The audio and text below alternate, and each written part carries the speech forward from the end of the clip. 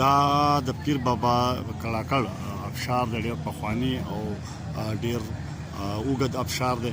اوس نن سبا خو پکې اوبه کمې دي، خو چې کله په شکال یا په سرلۍ دا اوبه بیا ډېرې زیاتې او دا د ډېرې لرې نه چې کوم دی نو را رواني او دې خوا راځي.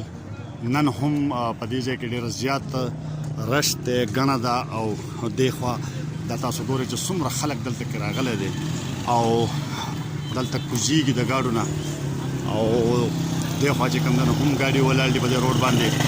دا یو پکنیک سپاټ دی، خلک لاندې راځي، ابشار ته هم کوزیږي او د روډ په غاړه باندې هم ځان له چې کوم دی نو خوندونه اخلي، ځان سره خپل خوراکونه راوړي.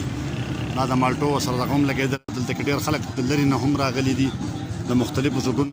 ما او حلیم اسد، دا زموږ حلیم اسد ملګری دی، موږ روان یو او د هغې په وجه دلته لږ ودرېدو او دا وګوره دلته کې چې کوم دی دا پکې د غلاګان راغلي دي، ډانس کوي. دا هم د تفریح یو ذریعه ده، دې ته غږولی دی، خلک پیسې ورکوي او انشاءالله چې کوم دی نو دا ګډېږي او خلک راغلی.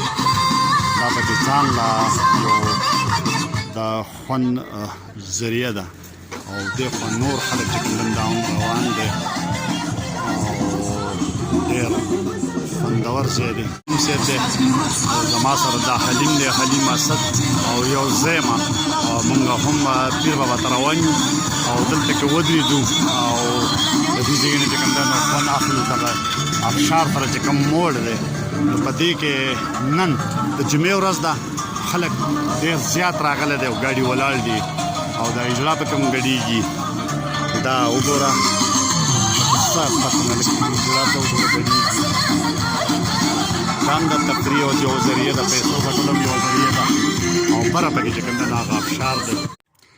دا چې کله پیر بابا ته ځې نو ګاڼی کلی ډېر ښایسته ښکاري. د نور کله دلته کې ونې او دغې نو بیا کورونه داسې نه ښکاري، خو نن دا خزان موسم دی او دلته کې لاندې دا ګاڼی کلی چې کوم دی نو دا ډېر ښایسته منظر ورکوي، د برې نه دا ډېر ښایسته ښکاري او سیلانیان چې کوم دی نو د دې ځای نه د ګاڼی کلي او بیا لاندې چې کوم د بونیر سیمه ده د هغې نه خوندونه اخلي.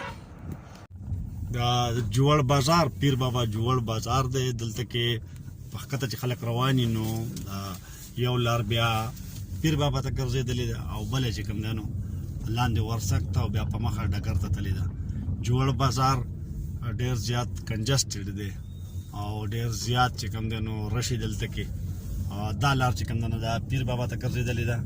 دغه لار وګورئ، دا تاسو دا پیر بابا ته ګرځېدلې ده او دا په مخه ډګر او ورسک او لاندې چې کوم بونیر دی نو هغې ته تللې ده.